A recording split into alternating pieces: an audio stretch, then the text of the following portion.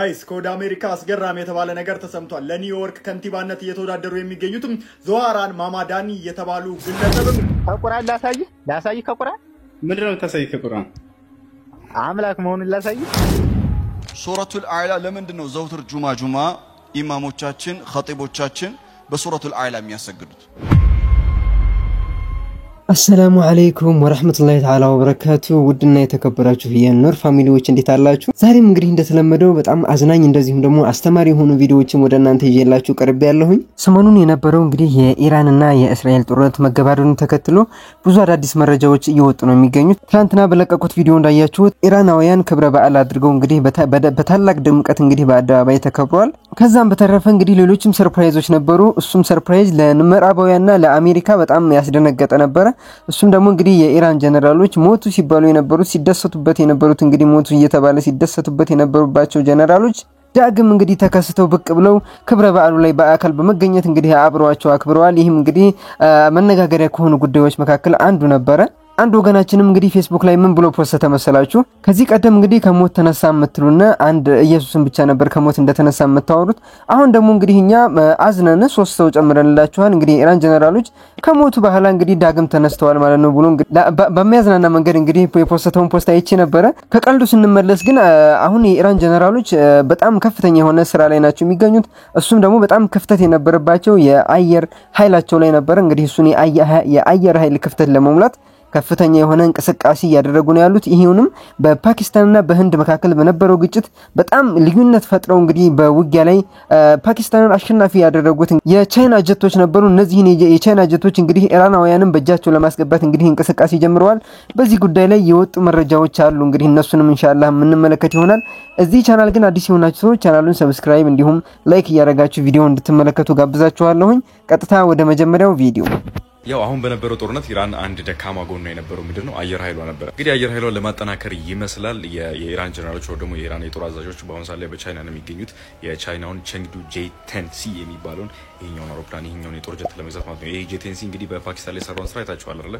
ባለፈው በነበረው ጦርነት አይ ቲንክ እሱን ኬፓቢሊቲ ይፈልጉታል። ፋይተር ጀት ካነሳ ነገር ደግሞ በዛሬ በነበረው በኔቶ ስብሰባ ላይ እንግዲህ የቱርኩ ፕሬዚዳንት ሬሲፕ ታይፕ ኤርዶጋን እና የአሜሪካው ፕሬዚዳንት ዶናልድ ትራምፕ ተገናኝተው ነበር የF-35 ጉዳይ ለማውራት ማለት ነው። ሬሲፕ ታይፕ ኤርዶጋን እንደተናገሩት ከሆነ እነዚህ F-35ዎች 1 ቢሊዮን ከ1.4 ቢሊዮን አካባቢ ብሮችን ከፍለናል ለአሜሪካ። ያው ዶናልድ ትራምፕ ፈቃደኛ ናቸው እነዚህ ጦር ጀቶች ለኛ ለመሸጥ የሚል ነገር ተናግረው ነበር። እንግዲህ ከዚህ በፊት የነበረው ነገር ምንድነው ከሩሲያ የወሰደችው ነው ደግሞ ከሩሲያ የገዛችውን S-400 የሚባለውን የአየር መቃወሚያ ካልሰጠሽን F-35 አንሸጥልሽም ቆይለፊ ያው ብቻ ከሩሲያ ያገኘችውን S-400 የሚባለውን የአየር መቃወሚያ ቴክኖሎጂ በአሜሪካ እጇ ካላስገባች በስተቀር F-35 የሚባሉት የጦር ጀቶች ለቱርክ እንደማትሰጥ ወር ደግሞ እንደማትሸጥ የተለያዩ ነገሮች ተናግረው ነበርና አሁን አሜሪካ S-400 እጇ አስገብታ ነው ይፈቀደችላት እና የኔቶ አባል ሀገራት ደግሞ ሁሉም ማለት ነው ለሚቀጥለው 10 አመታት ከጂዲፒያቸው ላይ ደግሞ ከአመታዊ በጀታቸው ላይ 5% ለኔቶ ኮንትሪቢዩት እንዳደርጉ ተስማምተዋል፣ አጽድቀዋል። ዲፌንሳቸውን ደግሞ የመከላከል አቅማቸውን በደንብ ለማጎልበትና ለማዳበር እንግዲህ ከዚህ ከኔቶ ስምምነት ምንም ያላተረፈው ቮሎዲሚር ዜሌንስኪ ነበር። አንድም መሳሪያ ይዞ ሳይዝ ነው ወደ ሀገሩ የተመለሰው ከሞራል ሰፖርት በቀር ምንም አይነት ነገር እርዳታ አላገኘም ነበር። ያው የጦርነት እየሄደ ባለበት ሰዓት ላይ ያው የኔቶ አስገቡኝና ከኔቶ የጦር መሳሪያ አርዱኝ በማለት በነበረው የኔቶ እንትን ላይ ሁሉ ዜሌንስኪ መሄዱን አላቋረጠም። ያው እነሱም ሪጀክት ማድረጋቸውን አላቋረጡም። ኔቶ ውስጥ ኢትዮጵያ ብትቀላቀል ያዋጣታል ወይስ እንዴት ነው የሚሻለው? ብቻችን አንችልም። በዚች በ12 ቀን ውስጥ በተደረገችው ጦርነት እንግዲህ ከታዘብናቸው ነገሮች መካከል አንድ የማይካድ እውነት አለ። እሱም ደግሞ እንግዲህ የኢራን አየር ኃይል በጣም ይቀረዋል። ሐቂቃ ወላሂ ያ ጀማዓ በጣም የሚቀረው ነው። በጣም ብዙ መስተካከል ያለበት ነገር አለ። እሱንም እንግዲህ ለማስተካከል ኢራናውያን በጣም እየተንቀሳቀሱ እንደሆነ እየታዩ ነው የሚገኙት። እንግዲህ በጦርነቱ ማግስት ማለት ትችላላችሁ በዚህ ፍጥነት አሁን ቻይና ገብተዋል። ከቻይናም ደግሞ እንግዲህ 5ኛና 4ኛ ትውልድ የሚባሉትን ፈጣን የሆኑ ጀቶችን እንግዲህ ይቀበላሉ ይገዛሉ ተብሎ ይታሰባል። ያንም እንግዲህ ሙስሊም ሀገራት ጠንካራ እንዲሆኑ ያደርጋቸዋል ብዬ አስባለሁ። በነገራችሁ ላይ እነዚህ የቻይና ጀቶች በጣም ቀለል አድርጋችሁ እንዳትመለከቷቸው በጣም ፈጣንና ኳሊቲ በጣም ሃይ ኳሊቲ ያላቸው ናቸው። ይህን ደግሞ የተረጋገጠው እንግዲህ አሁን በፓኪስታንና በህንድ መካከል ተከስቶ በነበረው ግጭት የህንድን አየር ክልል በቀላሉ ጥሰው በመግባት እንግዲህ ከፍተኛ ኪሳራ በማድረስ ለፓኪስታኖች ትልቅ ድል ያስመዘገቡት እንግዲህ እነዚህ የቻይና ጀቶች ናቸው። አልহামዱሊላህ ሙስሊም ሀገራቶች የቻይና ጀቶችን እየታጠቁ ጠንካራ እየሆኑ ነው የሚገኙት። እንግዲህ ከዚህ መካከል ኢራንም አንዷ ትሆናለች ተብሎ ይታሰባል። እንግዲህ ቀጣይ ማሳያችሁ መረጃ በጣም የሚያስደስት ነው። ለጋዛውያን ደግሞ በጣም ተስፋ የሚሰጥ ነው። እንግዲህ በአሜሪካ የተሰማው ዜና በጣም አነጋጋሪ ሆኗል። እሱን መረጃ ሰምተን ሐሳብና አስተያየታችንን እንሰጣለን። እናንተ ደግሞ ኮሜንት ላይ ሐሳብ መስጠታችሁ እንዳይዘነጋ። አይስ ከወደ አሜሪካ አስገራሚ የተባለ ነገር ተሰምቷል። ለኒውዮርክ ከንቲባነት እየተወዳደሩ የሚገኙትም ዞሃራን ማማዳኒ የተባሉ ግለሰብም እኔ ምርጫውን የማሸነፍና የኒውዮርክ ከንቲባ የምሆን ከሆነ ቤንያሚን ኔታንያሁ ለማንኛውም ጉዳይ ወደ ኒውዮርክ ከመጡ አስራቸዋለሁ ሲሉ ቃል በቃል ተናግረዋል። ቪዲዮውን ላሳያችሁ። As mayor, New York City would arrest Benjamin Netanyahu. And Mayor Mamdani, would you welcome Prime Minister Netanyahu to New York City? No. As mayor, New York City would arrest Benjamin Netanyahu. This is a city that our values are in line with international law. It's time that our actions are also. Subhanallah. Wallahi ይህን መረጃ ሲሰሙ ይሁዲዎች እንዴት ሊጨሱ እንደሚችሉ በጣም ለማሰብ ይከብዳል። ይሄ ነገር እንግዲህ የተከሰተ ያለው ይህ ግለሰብ የኒውዮርክ ከንቲባ ለመሆን ውድድር ላይ ነው ያለው። እንግዲህ ይሄን ውድድር ሲያደርግ የምርጫ ቅስቀሳው ላይ ምን ብሎ እንደተናገረ ታውቃላችሁ? ኔታንያሁ ወደ ኒውዮርክ ሲቲ የሚገቡ ከሆነ በቀጥታ የእስር ትዕዛዝ አውጥቼ አሳስራቸዋለሁ ነበር ያለው። እንግዲህ ይሄ በጣም የሚያስደስት ለሙስሊሙ ማህበረሰብ በጣም የሚያስደስት መረጃ ነው። ወላሂ እውነቴን ነው። ፊሊስጤማውያንን ሁላችንም መዘንጋት የለብንም። በፈለግንበት ሁኔታ ላይ ብንሆን እኔ ወላሂ ሐቂቃ ይህን ቻናል እንግዲህ ነግሬያችኋለሁ ከዚህ በፊትም ስለ ፊሊስጤሞች ስለ ይሁዲዎችን የማይደግፍ ነገር ሲሰሩ በጣም ሪስክ ነው። ነገር ግን ደግሞ ይሄው ሰዎች ይሄን ያክል መስዋዕትነት እየከፈሉ አይደለ የኒውዮርክ ከንቲባ ለመሆን የሚወዳደረው ግለሰብ እንግዲህ ምን ያክል ሪስክ እንደሆነ ይሁዲዎችን መቃወም አታውቁትም። ወላሂ ያ ጀማዓ በጣም ከባድ ነው። እስከ ማስገደል ድረስ ሊደርሱ ይችላሉ ወይ ደግሞ ከስልጣን ጭራሽ እንዳይወዳደር ሊያደርጉት ሁላ ይችላሉ። በጣም እጃቸው ረዝም ነው። ነገር ግን ደግሞ ይህን ነገር ሳይፈራ ይህን ነገር ማድረጉና ለሙስሊሞች ድምጽ በመሆኑ ለፊሊስጤማውያን ድምጽ በመሆንም አልፎ እንግዲህ ኔታንያሁን ለማሰር እንደሚፈልግ በግልጽ መናገሩ የሙስሊም ሀገራትን በጣም ያስገረመ ሙስሊሞችን ያስደሰተ ጉዳይ ነበር። በጣም ሁላችሁም እንደምትደሰቱ ተስፋ አደርጋለሁ። ደስታችሁን ግን ሐሳባችሁን በኮሜንት ላይ መግለጽ እንዳትዘነጉ። ቀጣይ ማሳያችሁ ቪዲዮ የኡስታዝ ሷዲቅ ይሆናል። እሱን ቪዲዮ በጽሞና ተከታተሉት። አንድ ጥያቄ ልጠይቃችሁ። በነገራችን ላይ ያው ለራሳችሁ ነው የምትመልሱት። እሺ ሱረቱል አዕላ ለምንድን ነው ዘውትር ጁማ ኢማሞቻችን ኸጢቦቻችን በሱረቱል አዕላ የሚያሰግዱት? ዋይ ለምንድን ነው? ሱረቱል ካፍ ዘውትር ጁማ የሚቀራው ለምንድን ነው? የምናውቀው ሐዲስ አለ ስለ ሱረቱል ካፍን መቅራት ዘውትር ጁማ ያለውን ጥቅም። ከሱ ውጪ ነው የምላችሁ። ለምንድን ነው ሱረቱል ካፍ ዘውትር ጁማ የሚቀራው? ሱረቱል አዕላ ኢማሞቻችን ሲያሰግዱ የመልእክተኛው አለይሂ ሰላቱ ወሰለም ሱናን ተከትለው ሱረቱል አዕላን የሚቀሩበት ምክንያት ምንድነው? ሁለቱንም ሱራዎች የሚያስተሳስራቸው አንደኛውና ዋነኛው ምክንያቱን ነግራችኋለሁ። ሱረቱል አዕላ ዘውትር ጁማ የሚቀራበት ምክንያት ኢማሞቻችን ሲያሰግዱ ሱረቱል አዕላ ኤቭሪ ሲንግል ጁምዓ ሙስሊሞች ወደ መስጂድ ሲመጡ እይታቸውን የምትቀይር ሱራ ናት።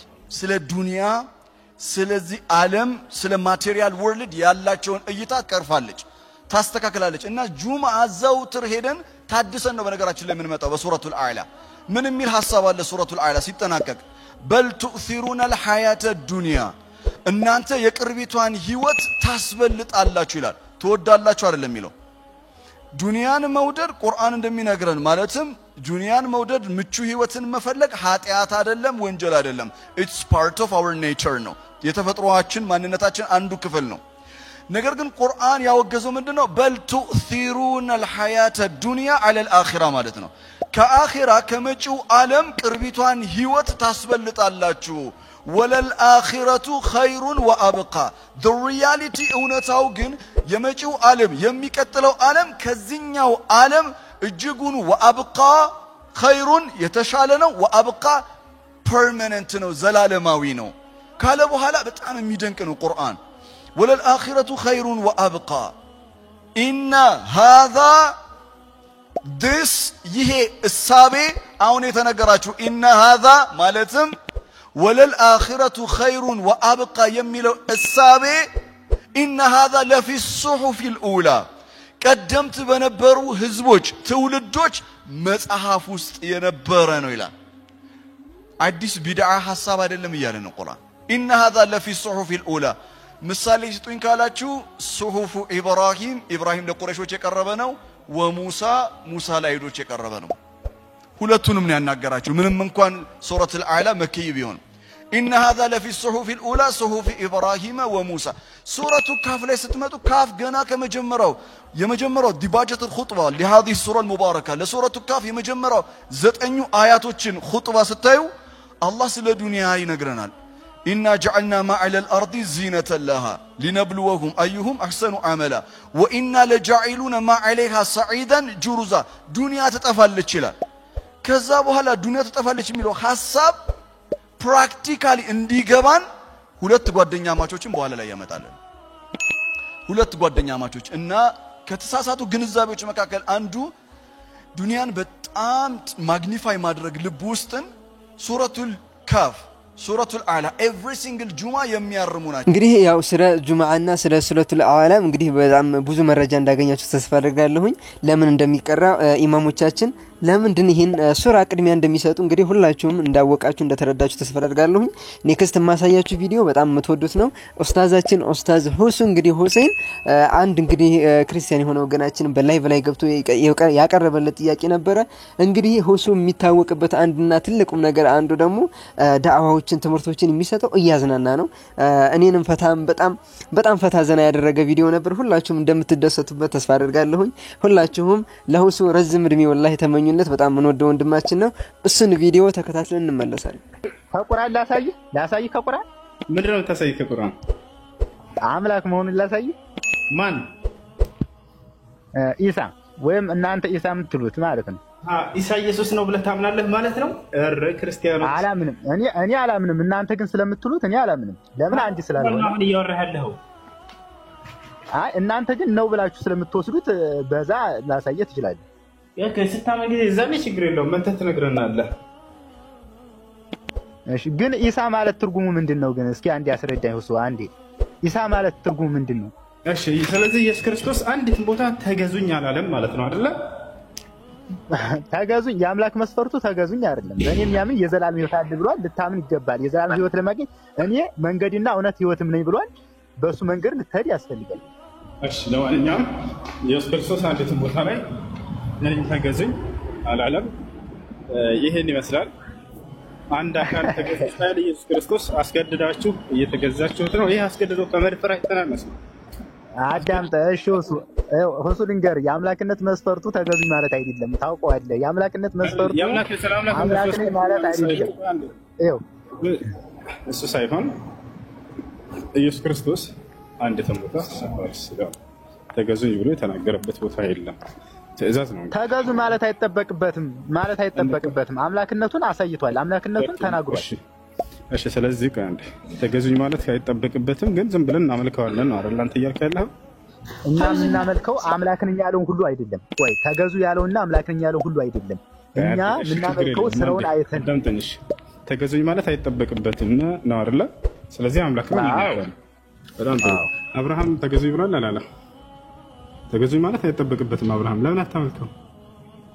እነ ሙሴ የአብርሃም እና ኢየሱስን እንዴት አንድ ያድርገው ነው? የአብርሃም እና ኢየሱስን ኖ ተገዙኝ ማለት አይጠበቅበትም እኮ ሙሴ ለምን አታመልከው? ሙሴ አምላክ አይደለም? ማተላታ እንዳትለይ መቼ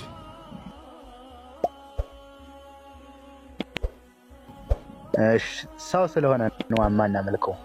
ኢየሱስ ክርስቶስም ሰው ነው። ስለዚህ ዮሐንስ ወንጌል